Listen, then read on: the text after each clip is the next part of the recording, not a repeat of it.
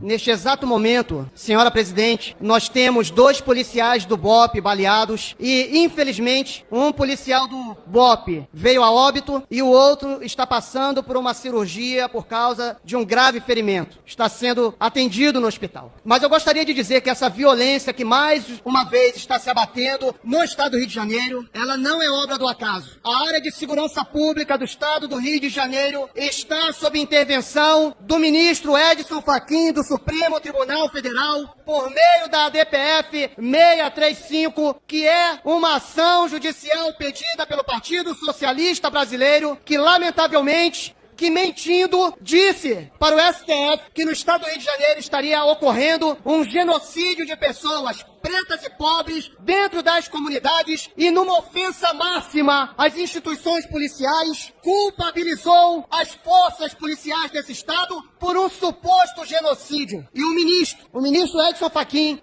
distante da realidade de violência do estado do Rio de Janeiro, concedeu uma liminar que, desde 2020, dificultou ao máximo as operações policiais no estado do Rio de Janeiro. No primeiro momento, senhora presidente, o ministro disse que as operações policiais no estado do Rio de Janeiro estariam proibidas em decorrência da pandemia. E nunca é tarde para se recordar que mesmo durante a pandemia, a boca de fumo continuou funcionando, os assaltos continuaram ocorrendo, sequestros não pararam, homicídios continuaram ocorrendo, ou seja, nada parou em decorrência da pandemia. Mas o ministro Edson Fachin disse que durante a pandemia as operações estariam proibidas, salvo, olha aí, salvo nos casos excepcionais. Mas o ministro, senhora presidente, ele não definiu o que seria excepcionalidade. Pois bem, eu quero deixar claro quais são os frutos podres da DPF 635. Nós temos nesse momento, após a DPF 635, a consolidação do Comando Vermelho como a principal facção criminosa do estado do Rio de Janeiro. O Comando Vermelho aumentou o seu domínio territorial, aumentaram os números de barricadas, dentro e fora dos morros e favelas, aumentou o número absurdo de chefes do crime organizado de outros estados no Rio de Janeiro. Surgiu a narcomilícia, aumentou o número de armamentos de guerra na mão de criminosos, aumentou o recrutamento de novos criminosos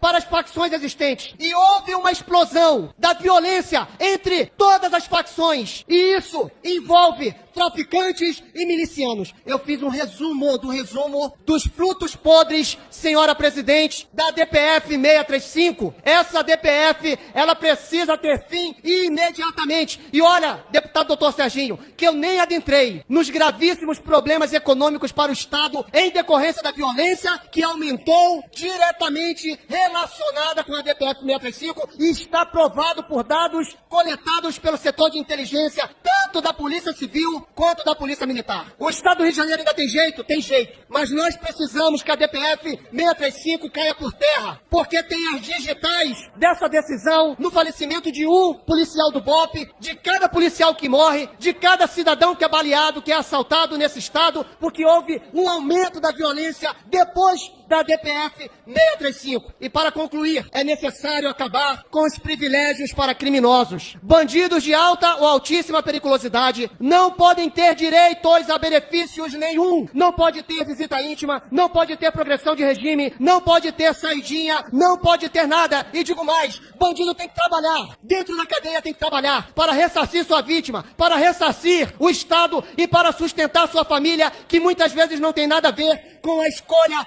terrível que ele fez, senhora presidente. Se fizermos isso e aumentarmos as penas mínimas e máximas para criminosos de alta ou altíssima periculosidade, nós veremos em curtíssimo prazo de tempo o crime diminuir no Brasil. Muito obrigado, senhora presidente.